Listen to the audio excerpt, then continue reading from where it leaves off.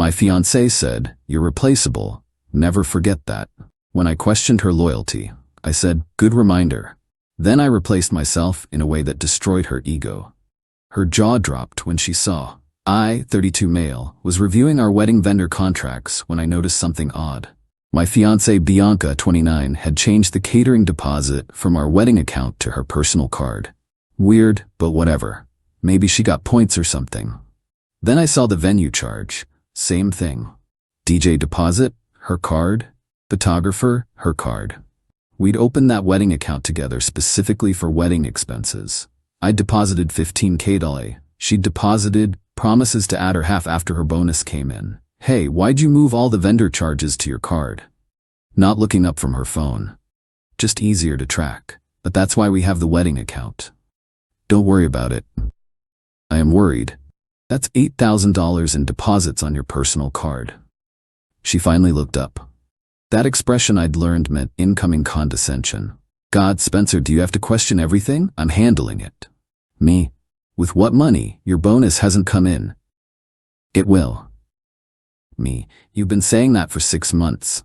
She stood up, crossed her arms. Power pose. "What are you implying?" "I'm not implying anything. I'm asking why our wedding money is being charged to your personal card." Maybe because I want the points? Maybe because I'm better at managing money? Maybe because I don't trust you not to spend it on computer parts? I built one PC 3 years ago.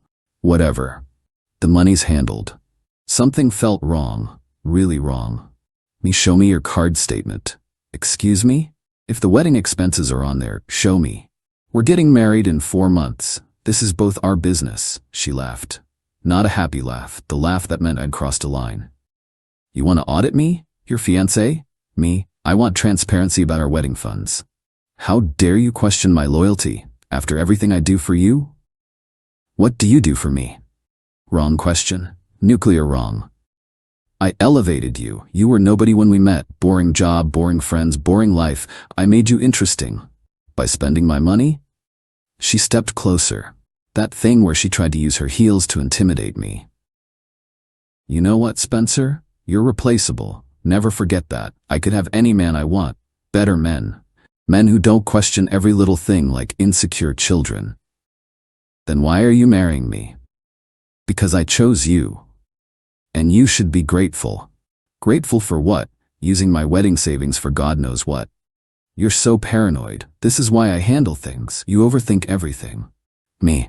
"Just show me the statement." "No, if you can't trust me, we have bigger problems." "We do, if you're hiding something." She grabbed her purse, headed for the door. "I'm staying at Natasha's tonight. When you're ready to apologize for questioning my loyalty, call me." At the door. "Remember, Spencer, you're replaceable. I'm not. Never forget that." Door slammed. I sat there processing. Replaceable. Like I was a part in her machine. Logged into our wedding account. Balance, $234. From $15,000 to $234. She hadn't moved the money to her card. She'd spent it. On what? Pulled up her Instagram. Had to check her tagged photos since she'd hidden her stories from me recently. "Privacy in relationships is healthy," she'd said. Found it. Pictures from 2 weeks ago. Girls' trip to wine country. Luxury spa. 5-star resort. Her cousin had tagged her. The dates matched major withdrawals. 3 weeks before that, bachelorette party in Miami. Early, but YOLO. The charges lined up. A month before, shopping spree. New wardrobe because a bride needs to look perfect at all events. My wedding savings had funded her lifestyle while she gaslit me about trust. I sat there for an hour, then remembered her words. "You're replaceable." Me. Good reminder. Started making calls. Update 1. 1 week later. The dissolution was surgical. First, I called every vendor we'd booked. Good news, since the deposits were on her card and contracts in her name, she'd insisted on handling everything. I wasn't liable. Bad news, we'd lose all deposits if we canceled. Didn't cancel, just removed myself from the equation. Venue coordinator, so you want to remove yourself as the groom? Me, correct. Keep everything else as is. But it's a wedding? She says I'm replaceable. Let her replace me. Next, the apartment. Lease was up in 2 months. I'd been planning to renew, assuming we'd need it until we found a house. Called the landlord. Me, I won't be renewing, just giving you advance notice. What about Bianca? Me, she can apply on her own if she wants it. Based on her income alone, she wouldn't qualify. You know that, right? Not my problem anymore. Then the fun part. See, Bianca worked as an influencer marketing consultant. Translation, she had 3K Instagram followers and occasionally got free products. Her actual income? Maybe $800 a month from one steady client. I'd been covering rent, $2,200, utilities, $300, her car payment at $50, insurance, $200, groceries, $600, her gym membership, $80, her phone, $90. Everything was in my name because her credit was temporarily challenged from her entrepreneurial investments, failed MLMs. I set calendar reminders for when each needed to be canceled or transferred. Day 3, she broke the silence. We need to talk. Okay. In person, 8 p.m. Can't. Busy. Busy with what?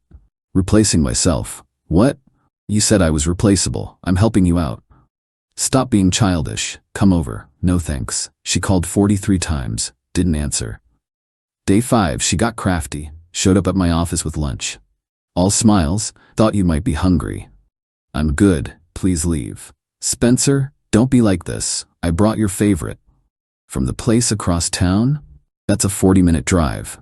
I wanted to show you I care. About what? Your rent that's due next week? Her smile cracked. Can we talk privately? Me? No, I have work. I'm your fiancée. Ex-fiancée. You can keep the ring though. Consider it severance. She threw the sandwich at me. Security escorted her out. Day 7 brought the real panic. Her cousin Natasha called. Natasha, what did you do? Bianca's freaking out. Me about? She says the wedding account is empty. Has been for weeks. She spent it. On what? Meet your wine country trip. Her Miami weekend. Shopping sprees. Silence. She said you were paying for those as gifts. With my wedding savings, without telling me. Oh, that's, wow. Yeah. She's calling all the vendors trying to get refunds. Me, good luck with that. They have strict policies. She asked me to loan her money. For? Rent, car payment, said you cut her off without warning. I haven't cut anything yet, just gave notice I won't be renewing or paying next month. She hasn't worked a real job in 2 years. I know. You were paying everything? Yep. While she spent your wedding money? Yep. I'm not loaning her money. Smart choice. Update 2. 3 weeks later, the replacement auditions began in earnest. Bianca pivoted to damage control mode, posted on social media about toxic relationships and knowing your worth. Vague booking at its finest. Sometimes the universe removes people who dim your shine. A queen doesn't chase, she replaces. Thankful for lessons learned and bigger blessings coming. Translation, she was desperately trying to find my replacement before bills came due. Enter contestant 1, Garrett, her ex from college. Investment banker. She'd always mentioned how successful he was. He liked all her posts, slid into DMs with fire emojis. She posted stories from their dinner dates, expensive restaurants, champagne, designer gifts. One problem. My buddy worked at Garrett's firm. Buddy, yo, isn't that your ex with Garrett Chen? Yeah, why? Dude just got fired. SEC investigation. Insider trading allegations. Seriously? His assets are frozen. He's borrowing money for lawyers. So those fancy dinners? Either maxing credit cards or Bianca was paying. With what money? Good question. Contestant 2, Brad, some crypto guy she met at a networking event. Posted constantly about his passive income and financial freedom. She lasted 1 week before discovering financial freedom meant living in his mom's basement, day trading with his grandmother's inheritance. Contestant 3, Miguel, a serial entrepreneur, red Ferrari in all his photos. Talked about his empire. The Ferrari was a rental. The empire was drop shipping fidget spinners. In 2024. Meanwhile, the bills arrived. Bianca, emergency. Landlord says I don't qualify for apartment alone? That's unfortunate. Bianca, this is your apartment too. Not after next month. Where am I supposed to live? That's a you problem. You're really going to make me homeless? I'm moving out of an apartment I've been paying for entirely. What you do is your choice. She tried emotional manipulation. Remember when we picked this place? You said it was perfect for us. It was perfect when us meant partnership, not me funding your lifestyle. then practical desperation. I'll pay you back for the wedding money. With what? My business is taking off. You're one client? I have 3 now. At $300 each, that's $900. Rent is $2,200. You're such an accountant about everything. I'm an engineer, but math is math. Finally, threats. I'll tell everyone you abandoned me. You already did. How's that working out? I'll sue you for the wedding deposits. They're in your name, on your cards. Good luck. I'll ruin your reputation. With who? Your 3K bot followers? The extinction burst peaked when she showed up with a U-Haul. I'm taking my furniture. What furniture? The couch, the TV, the bedroom set. That I bought with my credit card, have receipts for? I picked them out. And I paid. They're mine. She tried to push past me. I showed her the receipts on my phone. Those were gifts. No, they were purchases for my apartment. She actually stomped her foot like a toddler. You can't do this. Do what? Keep my own property? I made this place a home. You made it expensive. The U-Haul driver looked uncomfortable. Ma'am, are we loading anything? Yes. She looked around frantically. Realized she hadn't paid for anything. My clothes, my makeup. Already boxed by the door. Help yourself. She left with 3 boxes and shattered pride. Final update, 2 months later. The wedding date arrived with poetic timing. I'd moved into a nice 1-bedroom downtown. Smaller but mine. No throw pillows that cost more than groceries. No accent pieces that served no purpose. Was having coffee and scrolling LinkedIn when I saw it. Bianca had updated her employment. Marketing director at Prestige Partners LLC. Interesting. Googled it. Company registered last week. By her. She'd made herself a director of her own company. The fake it till you make it reached new heights. But the real entertainment came from Natasha's text. Natasha, you need to see this. Me. Check Bianca's stories. I'd been blocked everywhere, but Natasha sent screenshots. Bianca, in a wedding dress, at our venue, with no groom. She'd done a self-love photo shoot on our wedding date. At the venue I'd paid the deposit for. The captions, marrying myself because I'm that worth it. A queen doesn't need a king, celebrating independence and self-love.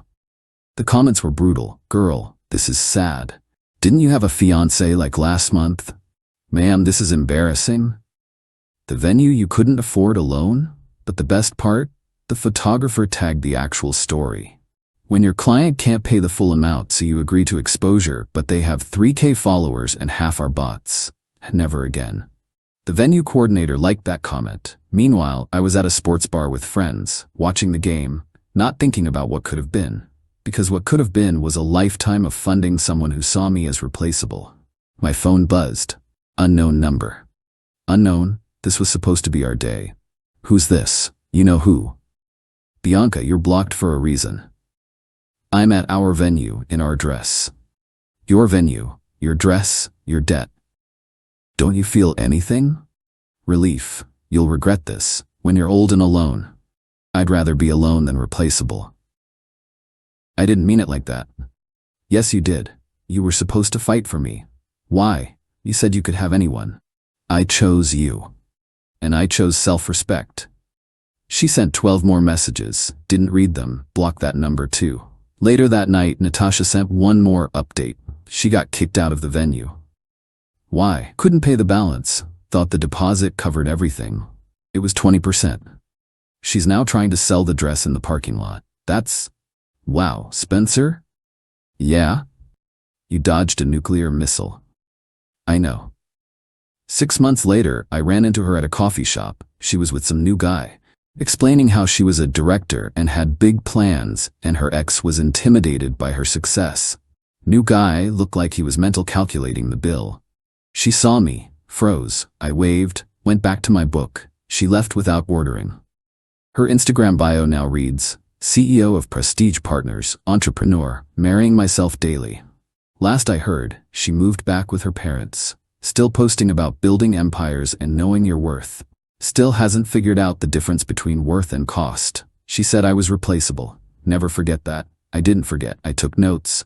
Then I replaced myself with nothing and watched her realize that nothing was exactly what she had without me. Her jaw dropped when she saw me living perfectly fine without her. When she saw her replaceable assessment was projection. She was the replaceable one. Replaced herself right out of my life. Best wedding gift I never registered for.